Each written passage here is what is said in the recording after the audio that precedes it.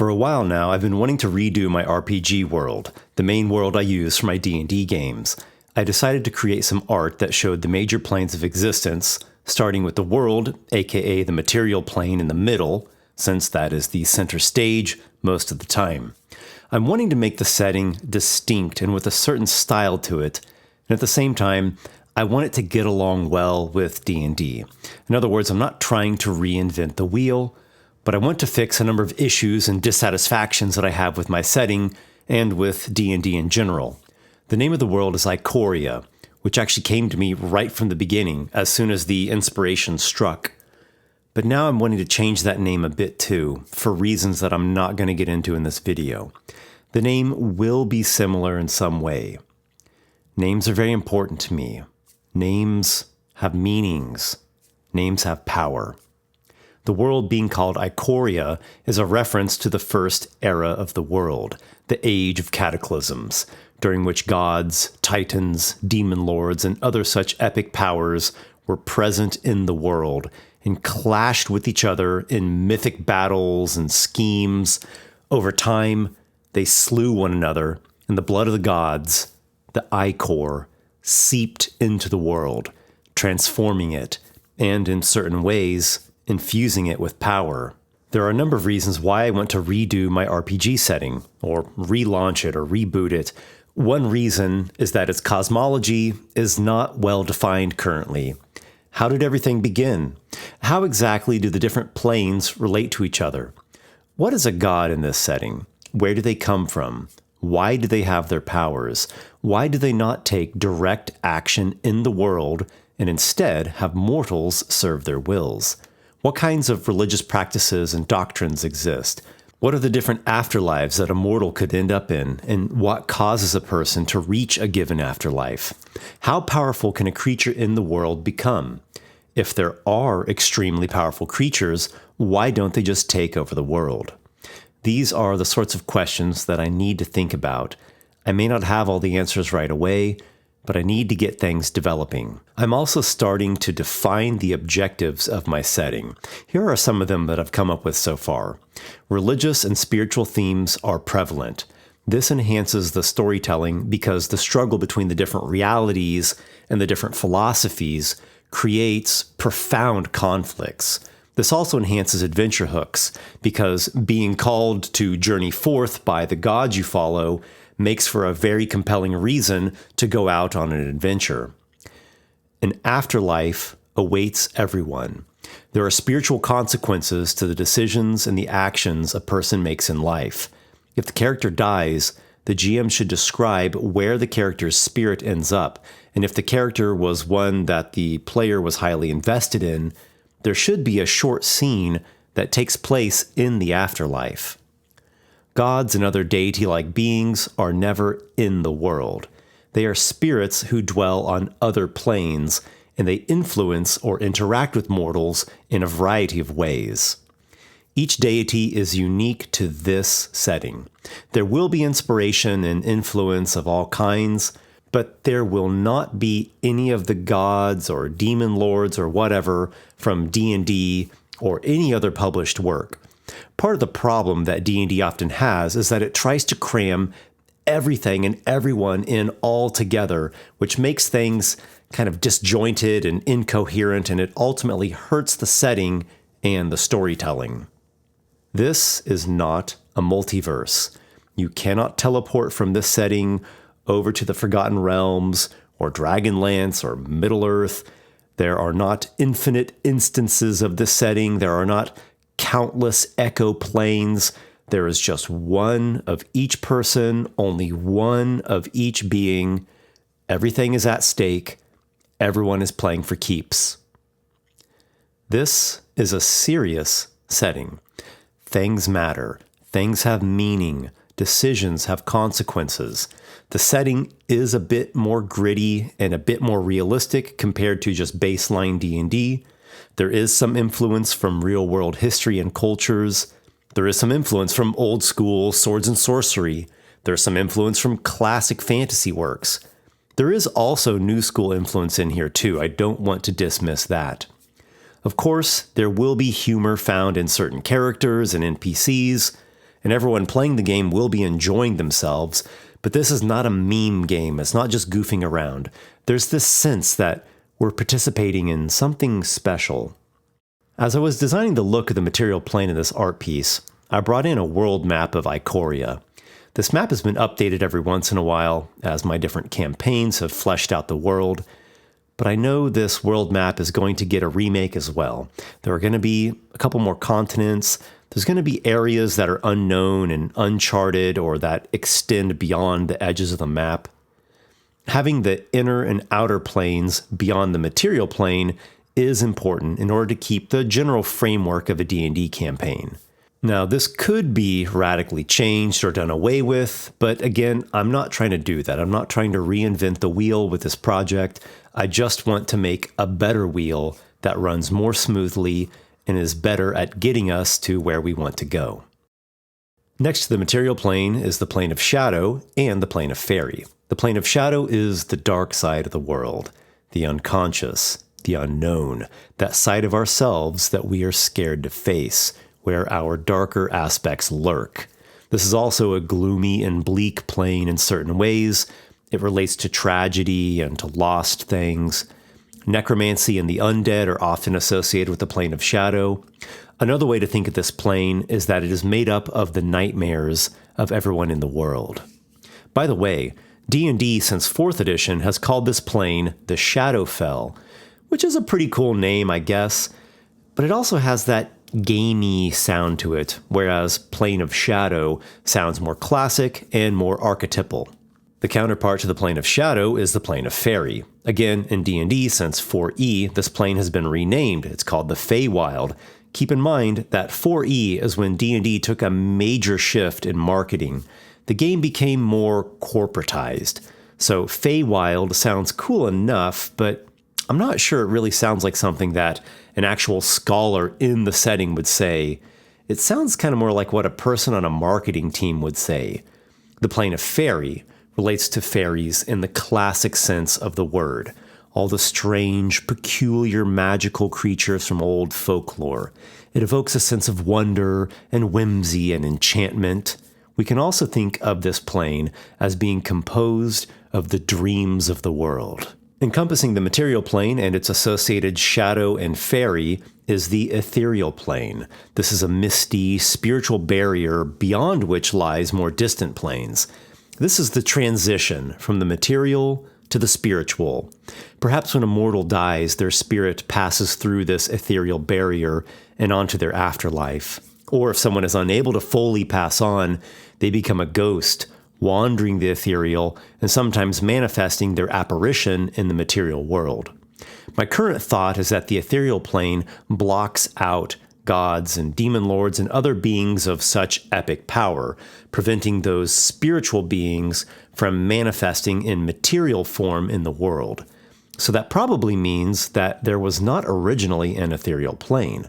Perhaps it formed after enough living creatures and living things in the world died during the age of cataclysms, like a forest that was destroyed by a rampaging demon lord, then became this massive swath of tree spirits and beast spirits, and their networked essences formed a section of this ghostly shroud around the world and its two dream planes. Now onto the outer planes. A major one is the astral plane, an expanse of stars and nebulae, vast, majestic, full of many points of light to gaze upon. These are the stars and constellations that people in the world see at night. A star might even be a great spirit of some sort. One of the main gods in the setting is Illus the Lantern, who is a star constellation. I'll tell one of his stories here soon. I'm thinking about what I want to do with the outer planes. I know they are places inhabited by spirits. Spirits do have a visible representation in these planes, spiritual bodies, but they are not regular material bodies. They're not mortal bodies. They don't have to eat and drink, for example. They're not bound by the same laws and susceptibilities. In many respects, they are part of their native planes, joined with the essence. Spirits are immortal, and outside of specific circumstances, spirits can never be fully destroyed. I know I really want a heaven and a hell in this setting, a good-aligned celestial plane and an evil-aligned fiendish plane. These also serve as the two primary afterlives for mortals. I want there to be different locations in the celestial realm and different locations in the fiendish realm as well, like different layers of heaven or different styles of heaven, and likewise different layers of hell or like different demi-planes in hell. There is also the elemental plane, which is typically portrayed as a collective of adjacent elemental planes: plane of water, plane of air, plane of earth, and plane of fire. In baseline D&D, these are actually part of the inner planes, material places made of matter and energy, and various kinds of elemental mortals dwell in them. I'm not 100% set on making it an outer plane in my setting, but at the moment, I am liking that idea. I'm thinking of them less as material elements in the strict sense, but as the base essences that compose all of existence. The essence of fire, or the spirit of fire, for example, is drawn upon by all other planes, converting the spiritual force into a plane's own substance. Even in regular D&D, we often hear about mages binding elemental spirits to create golems and magical items and magical vehicles, or to summon elemental spirits as creatures that get utilized through conjuration spells. And as I mentioned, there is hell. D&D calls it the Nine Hells, which draws heavily from Dante's Inferno and the circles of hell that the protagonist is guided through. D&D also separates demons and devils. Demons are chaotic evil, they want to destroy the world and the cosmos, and they spawn from the abyss. Devils are lawful evil, they want to dominate the world and the cosmos, and they inhabit the Nine Hells. Lots of people still use the terms demon and devil interchangeably, though.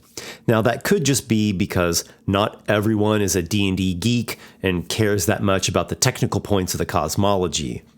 But it also could be because no matter how hard D&D tries, there really isn't a big difference between devil and demon. I mean, just look at them. Aside from a few exceptions, they certainly all look like the same fiendish things. They all look like they're part of the same collective. And they are all the fiend creature type. I'm still deciding how exactly I want this to work in my setting. Maybe devils and demons will be more closely related, and they inhabit different parts of hell, expressing different kinds of malevolence and corruption. That's part of the reason why I'm even making this art in this video. I want to get my thoughts out there. A final plane that I wanted to add to this piece is what I'm calling the outer darkness. I might go with outer dark, but that's just splitting hairs. Some people in the setting might also call it the void. It's beyond the bounds of the astral plane. It's a place of madness, of eldritch, Lovecraftian elder gods. Perhaps some kinds of demons or fiends are here too. D&D has what it calls the Far Realm, which again is a name that does sound pretty cool, but it also sounds like the marketing team just wanted to make a PG-13 version of watered-down Lovecraft. Far Realm. Wow. It's a realm, and it's far. How about this? So those servants went out into the highways and gathered together all as many as they found, both bad and good, and the wedding was furnished with guests. And when the king came in to see the guests, he saw there a man which had not on wedding garment. And he saith unto him, Friend, how camest thou in hither, not having a wedding garment? And he was speechless. And the king said to the servants, Bind him hand and foot, and take him away, and cast him into outer darkness. There shall be weeping and gnashing of teeth, for many are called, but few are chosen. That's the tone I'm aiming for with parts of this setting. There is good and there is bad. There is light and there is dark. Yes, there are many shades of gray in between, but the polar opposites strike such a contrast. And the good and the light go really far, and they really express a sense of beauty and hope. And the dark also goes really far, and it will take us to some scary places. We journey together, and we discover what these things mean. I guess this is as good a time as any to tell you that story involving Illis the Lantern. This comes from my 5e book, Esper's Emporium of Esoterica, from one of the bestiary creatures called the Overseer, aka the Tessari Decana. The Overseers form a sort of collective deity. They watch over and enforce cosmic laws, and they are the wardens of a celestial panopticon, a divine pagoda and a prison for gods, demon lords, and other beings of power who have grossly violated cosmic laws. So here's this from their lore in the book. Illis and the Void God. It was an ancient age of cataclysms, when gods, titans, demon lords, and other mighty beings clashed upon the surface of the world. The laws of the cosmos had not yet been set in place, and the material plane provided ample battlefields. Throngs of humanoids worshipped directly at the feet of their deities. Many tremendous beings perished throughout the conflicts, and their diminished spirits were flung to the farthest reaches of the planes. Illis the Lantern, while searching the astral plane for the soul of the slain dragon god Mitrasat-Seal, came upon a lightless expanse that lay beyond a sea of nebulae. When his radiance pierced the void, something emerged. It was a colossal mass of oily blackness, from which appeared a set of glowing orbs. They shifted and swirled elaborately, and each held its own galaxy within it. The god of light said, "I am Illis, called the Lantern and Lightbringer. Who are you, O Great One, whose spheres bear light unlike my own?" "I limit myself with no name, though take heed that I am an outer god of means you cannot fathom. As I will it to be, whatsoever I wish, so it is." The orbs pulsed with indescribable hues. "Answer me now, why have you crossed the threshold of my domain, trespasser? Why do you glare your light into the silent void?" Illis took great care in considering his reply, for he knew that the wrong answer would have dire consequences. "The material plane roils with war. Gods, titans, and demons battle across the realms. I am certain that a supreme being such as yourself would desire to claim dominion there." "The material plane, that is a place of such limitation. I am everything. I am perfection. Why would I stoop so low as to limit myself by taking form in the material plane?" The orbs thrummed with a building fury. "You are indeed perfect, but you are not everything.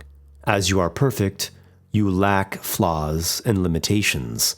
If you are to be everything, you must include flaws and limitations." The void entity was shocked, infuriated, yet intrigued. Illis had made a point that could not be refuted. The Lantern offered thusly, "I will show you the way to the place of which I have spoken, and there you will assume the form that serves you best. After you incorporate the experience of limitation, then you will be everything." Agreeing so, the two traveled through the astral expanses to the material plane. They arrived atop a ridge overlooking an encampment where an army was following the orders delivered by its god king. "See there, that humble potter making a vessel of clay. Surely you would learn much from taking such a form," spoke Illis.